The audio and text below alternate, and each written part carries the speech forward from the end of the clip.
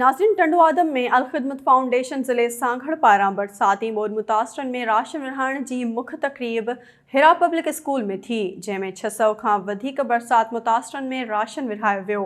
उन मौके ते अलखिदमत फाउंडेशन ज़िले सांगड़ जे सदर सैयद तौहीद अहमद शाह, एडवोकेट मुश्ताक अहमद आदिल, प्रोफेसर अहमद बिलाल गौरी ऐं ॿियनि पिणु ख़िताब कयो।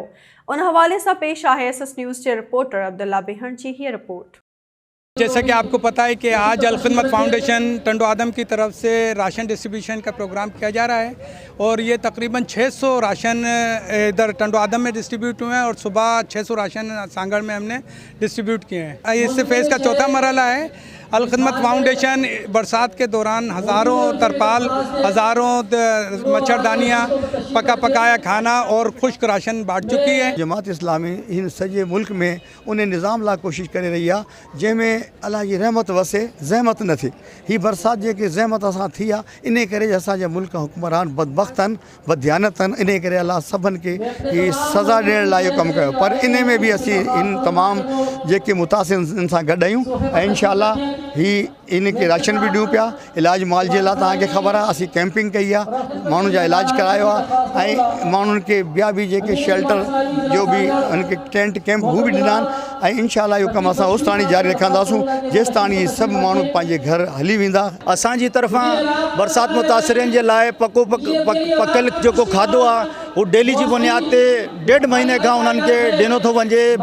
स्कूल मां जेका कैंपनि मां वेठा आहिनि, जेका पसगरदाई जे ॻोठनि मां वेठा आहिनि, उन्हनि खे राशन बि ॾियूं पिया ऐं मच्छरदानी बि ॾियूं पिया ऐं ॿियो जेको ज़रूरियात ज़िंदगी जेको सामान आहे अलखिदमत फाउंडेशन जी तरफ़ां ही सिलसिलो ख़िदमत जो हलंदो रहंदो। अलखिदमत तमामु बहितरीन कम तो करे ऐं तमामु सैलाब ऐं बरसात मुतासिरनि जे लाइ सॼे मुल्क में जेसि ताईं बारिश स्टार्ट थी आहे उन वक़्त सां मदद भी करे। इन सिलसिले में आज ही तकरीब रखी वई आहे जिन में 600 खां वधीक माण्हुनि खे राशन, खुश्क राशन ॾियो थो वञे ऐं अलखिदमत तमामु मुबारकबाद जी मुस्तहिक आहे, जेकी पंहिंजे ग़रीब माण्हुनि सां, अल्लाह ताला जे ग़रीब बंदनि सां बिल्कुलु मौजूदु आहे, उनजी ख़िदमत करे थी। जिनारी टंडो आदम शहर जे हिरा पब्लिक स्कूल में अलखिदमत फाउंडेशन टंडो आदम ज़िले सांगड़ पारां बोर सतायल ऐं जेको आहे बोर मुताबिक़ बेघर थियलनि में जेको आहे राशन जी मुख्य तकरीब थी रही आहे, जंहिंमें जेको आहे असां अलखिदमत फाउंडेशन जा माण्हुनि सां ॻाल्हि ॿोल कई। हुनजो इहो ई चवणु आहे त असां जेको आहे इहो जेको बरसात मुतासिर में जेके आहिनि ग़रीब